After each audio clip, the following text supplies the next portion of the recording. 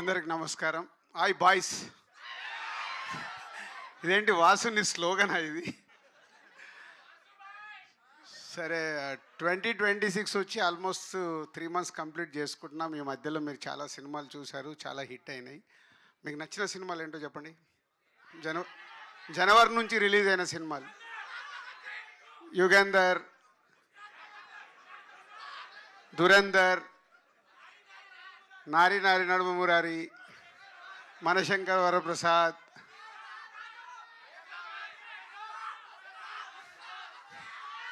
ఉస్తాద్. అంటే నేను ఎందుకు అడుగుతున్నా అంటే, ఒకప్పుడు మేము సినిమా తీసి రిలీజ్ చేసేటప్పుడు చాలా, ఇందాక అభిలాష్ అన్నాడు కదా, నా గురించి టెన్షన్ పడ్డాడని. ఇప్పుడు ప్రతి సినిమాకు మీరు మమ్మల్ని అలా టెన్షన్ పెడుతున్నారు.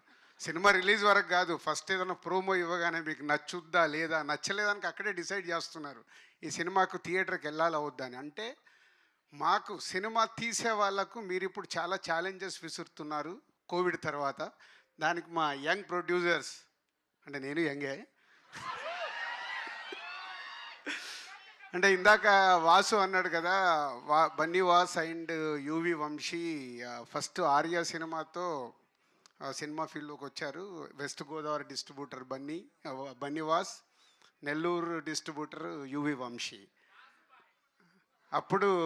అప్పటికి ఇంకా బన్నీ వాసు కాలేదు వాడు.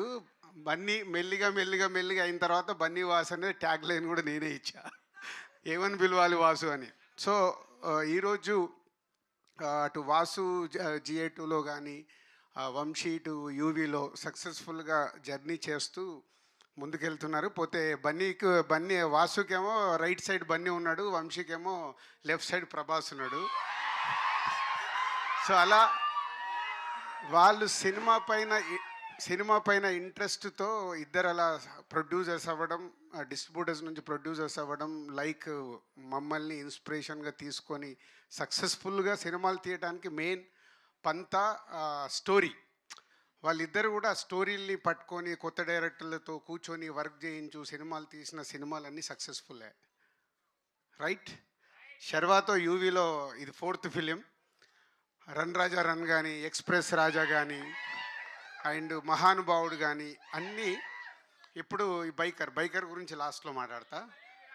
సో ఇలా మంచి సినిమాలు వచ్చేటప్పుడు అటు వంశీ అండ్ టీమ్, ఇటు వాసు తీస్తున్న సినిమాల్లో స్క్రిప్ట్ని పట్టుకున్నప్పుడు, డైరెక్టర్స్తో కూర్చుండి వర్క్ చేసినప్పుడు సక్సెస్ఫుల్ సినిమాలు. అది నా ఫార్ములా.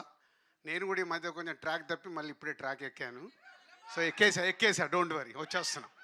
సో అలా అంటే కథల్ని నమ్ముకొని రైట్ టీంతో వర్క్ చేసినప్పుడు వాళ్ళ కెరియర్లో ఎప్పుడు మిస్ఫైర్లు కొట్టలే, నేను కూడా ఎప్పుడు మిస్ఫైర్లు కొట్టలే. So that is a inspiration for వాళ్ళకి. అలాగే కొత్తగా వస్తున్న వాళ్ళు కూడా చాలామంది పంతాలో వెళ్ళిన వాళ్ళందరూ సక్సెస్ఫుల్గానే ఉంటారు. సో ఈ పాయింట్ ఎందుకు చెప్తున్నానంటే, మిర్చి సినిమా తీసినప్పుడు వంశీ ఫస్ట్ ఫిలిం నాకు కథ వినిపించాడు. తర్వాత సినిమా రెడీ అయిన తర్వాత యావిడ్ రూమ్లో సినిమా చూపించాడు, ఫస్ట్ కాప్ వచ్చిన తర్వాత సినిమా చూపించాడు. అలా ప్రతి ఒక్కటి షేర్ చేసుకునే వాళ్ళం. నేను అలాగే అంతకుముందు నేను ఆర్య ఆట అన్న తర్వాత అరవింద్ గారికి వీళ్ళందరికీ మేము కథలు వినిపించడము, ఒపీనియన్ తీసుకోవడము, షేరింగ్ ఉండేది. సరే, ఎవరి లైఫ్లో వాళ్ళం బిజీ అయిపోయాక నాకు తెలిసి ఎక్స్ప్రెస్ రాజా లాస్ట్ అనుకుంటా నేను చూసింది. దాని తర్వాత వంశీ నాకు ఏ సినిమా చూపించాలి, after long time biker cinema అన్న నువ్వు చూడు అని చూపించాడు. నేను ఎందుకు చెప్తున్నా అంటే, ఎప్పుడైతే ఇందాక అభిలాష్ చెప్పినప్పుడు నా వంశీ సినిమానో వాసు సినిమానో నేను ఈజీగా గెట్ చేయగలుగుతాను. నేను మీలాగా అక్కడ కుర్చీలో కూర్చొని చూస్తాను, నాకేం ఎమోషన్ ఉండదు. సో నా సినిమా ఎప్పుడన్నా వాళ్ళు చూడాలనుకున్నప్పుడు వంశీ కానీ వాసు కొంచెం మేనేజ్ చేస్తాడు, కానీ వంశీ నాలాగే ముఖం మీదే చెప్పేశాడు, అన్న బాగుంది బాగాలేదు అని, మోమాటం ఉండదు. సో ఈ బైకర్ చూసినప్పుడు ఆఫ్టర్ లాంగ్ టైం ఒక యావిడ్ రూమ్లో నేను సినిమా చూసినప్పుడు అభిలాష్, ఫస్ట్ క్రెడిట్ అభిలాష్కే. ఎందుకంటే ఒక డైరెక్టర్గా తను అనుకున్నది అచీవ్ చేయగలిగాడు. దానికి ఆ ఎమోషన్స్ కానీ, ఆ బైక్స్ పైన తీసిన, ఇందాక సౌండ్ అన్నాడు కదా, ఇప్పుడు అడిగాను, నువ్వు యావిడ్ రూమ్లో చూపించేసావు, అలా కాదు నేను ఫుల్ స్క్రీన్లో సినిమా చూడాలి, ఆ సౌండ్ ఏంటి, నీ విజువల్స్ అక్కడ చూసిన దానికి థియేటర్కి డబుల్ అవుతుంది. మామూలుగా మనం టీవీలో చూసినప్పుడే ఉండే ఎక్స్పీరియన్స్ బిగ్ స్క్రీన్ మీద చూసినప్పుడు సౌండ్ కానీ విజువల్స్ కానీ చాలా మారుతాయి. దానికోసం నేను వెయిటింగ్. సో యావిడ్లో చూసినప్పుడు ఐ లైక్ ద ఫిలిం. నాకు ఇందాక అభిలాష్కి వంశీకి రెండే నాకు అనిపించినవి ఫ్రెష్గా చూసాను, నాకు స్టోరీ ఏం తెలియదు. 2 కరెక్షన్స్ అనిపించినాయి, చెప్పాను. వాళ్ళు ఇమీడియట్గా చేసుకొని నాకు వంశీ ఫోన్ చేశాడు, అన్న మీకు అనిపించే చేశానని. So this film is going to super hit. అట్లా లేదమ్మా, మీరు అదేం లేదు, మార్నింగ్ షో చూసి మళ్ళీ మీరే అంటారు. ఇప్పుడు నన్ను కూడా తిట్టుకుంటారు రేపు మీకు నచ్చలేదు అనుకో. అది నాకు క్లారిటీ ఉంది. ఈ సినిమా సూపర్ హిట్. మీరు థియేటర్కి వచ్చి ఎంజాయ్ చేస్తారు. ఎందుకంటే ఇందాక అభిలాష్ చెప్పినట్టు father and son emotion super. అలాగే వాళ్ళిద్దరి మధ్యలో ఉండే కాన్ఫ్లిక్ట్, ఫాదర్ అండ్ సన్ మధ్యలో ఉండే కాన్ఫ్లిక్ట్ సూపర్. విజువల్స్, బైక్తో రేట్ చేసిన ఎపిసోడ్స్ సూపర్. అండ్ ఇలా ప్రతి ఒక్కటి ఆల్మోస్ట్ 2.5 hours ఫిలిం.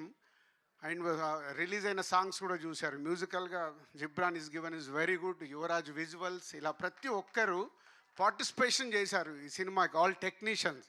అది ఎప్పుడు సాధ్యమవుద్దంటే అప్కమింగ్ తనకు సెకండ్ ఫిలిం డైరెక్టర్ కాబట్టి అది రాసుకొని అనుకున్నది తీసుకునే వరకు యూవి వంశీని కూడా బాగా కష్టపెట్టాడు. అలాగే వాళ్ళ యాక్టర్స్ని కూడా కష్టపెట్టారు. స్పెషల్గా ఇందాక రాజశేఖర్ గారి గురించి కూడా మాట్లాడతాను నేను. చెప్పారు ఇందాక అభిలాష్ 8:30కి వచ్చేవారని. అంటే మా ఇండస్ట్రీలో కొన్ని నడుస్తూ ఉంటాయి, రకరకాల రూమర్స్ ఉంటాయి, దాన్ని క్లియర్ చేశాడు అభిలాష్.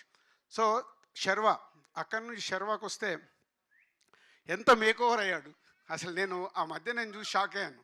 ఎందుకంటే మేము శతమానం భవతి కానీ జాను 2 సినిమాలు చేశాము శర్వతో మా సంస్థలో. సో శర్వ అయిన మేక్ ఓవర్ బికాజ్ ఆఫ్ ఈ క్యారెక్టర్కి కావాల్సిన బైక్ రేస్ కావాల్సిన ఆ వెయిట్ అవన్నీ క్యాలిక్యులేట్ చేసుకొని డైరెక్టర్ అడిగాడని Sharwa is a good job. అంటే పర్ఫార్మెన్స్ కానీ everything is a super. Looks, costumes, everything. శర్వాని స్క్రీన్ మీద మీరు ఆల్రెడీ సాంగ్స్లో దీంట్లో చూశారు కదా, అలా అద్భుతంగా శర్వ మేక్ ఓవర్ అయ్యాడు. అండ్ హీరోయిన్ లవ్ స్టోరీ దగ్గర కానీ వైఫ్ అండ్ హస్బెండ్ మధ్యలో ఉండే రిలేషన్స్, ఈ బుడ్డోడు వీడు ఉన్న స్క్రీన్ ప్రజెన్స్ తక్కువ, ఇందాక ఎలా అయితే మాట్లాడాడు స్క్రీన్ మీద కూడా అలాగే ఎమోషన్స్ సూపర్గా పండించారు. ఎమోషన్స్ అది ఓన్లీ బికాజ్ ఆఫ్ డైరెక్టర్ తను రాసుకుంది స్క్రీన్ మీదకి వచ్చేలాగా చేశాడు. దానికి నో డౌట్ ఫస్ట్ డైరెక్టర్ తను అనుకున్నది తెచ్చుకోవటానికి అందరితో యాక్ట్ చేయించుకోవడం అనేది అది only director job. Your done is very good job Abhilash. Vasu నువ్వేదో ఆశపడుతున్నావు, బట్ వెయిట్ చేయి ఒక 2 years అండ్ అభిలాష్కి ఏదో చెక్ ఇస్తాను. సో అలాగే అదర్ యాక్టర్స్తో పాటు రాజశేఖర్ గారు, ఇందాక 2.0 అని వాసు ఎవరు అన్నారు. ఎస్, రాజశేఖర్ గారిని ఈ స్టేజ్ పైన ఉన్న దాంట్లో ఫస్ట్ సీనియర్ ఆయన, సెకండ్ సీనియర్ నేనే. సో రాజశేఖర్ గారిని అన్ని రకాలుగా చూసాం. ఈ సినిమాలో ఒక ఫాదర్గా, ఒక శర్వాకు ఒక కోచ్గా తను చేసిన పర్ఫార్మెన్స్లో కానీ ఆ స్ట్రిక్ట్నెస్, కోచ్ అంటే ఎలా ఉండాలో అలా ఉండాలి కదా, దానివల్ల చేసింది. వాళ్ళిద్దరి మధ్యలో జరిగిన కాన్ఫ్లిక్ట్ కానీ is a super. And father and son, and ఇప్పుడే రివీల్ చేద్దాము, ఫాదర్ అండ్ సన్ ఎమోషన్స్ అన్నీ అద్భుతంగా చేశారు. థ్యాంక్ యూ రాజశేఖర్ గారు. ఎందుకంటే ఇప్పుడు మీరు ఇలా ఓపెన్ అయినప్పుడు మేము రేపు కథల్లో మీ దగ్గరికి ఈజీగా అప్రోచ్ అవ్వగలుగుతాం. ఓకే, రాజశేఖర్ గారిని క్యారెక్టర్లో అడగొచ్చు అని. సో మీరు ఇలా ఇండస్ట్రీకి మళ్ళీ 2.0గా రావడం చాలా happy sir. Thank you, welcome. And UV Vamsi, మొన్న ఈ మధ్య నేను ఇందాక కథ గురించి మాట్లాడాను కదా, సంతోష్ శోభన్తో, నాకంటే ముందు మీరే చెప్పేస్తారు కదా. సో ఒక మళ్ళీ చిన్న సినిమా తీసి ఎలా అయితే రీచ్ అయ్యాడో, ఈ సినిమాతో మళ్ళీ is giving a very good film for audience, for industry. మా ఇండస్ట్రీకి ఏంటంటే సినిమాలు ఆడుతూ ఉంటే మాకు ఎనర్జీ ఎక్కువ వస్తుంది, మాకు సినిమాలు ఆడుతూ ఉండాలి. So thank you Vamsi. April 3rd నేను మాట్లాడిన అన్ని నిజాలు రేపు మీరు చూసినప్పుడు వస్తాయి. Thank you. Thank you, Dilraj Garu. Thank you so much for coming and gracing the events once again.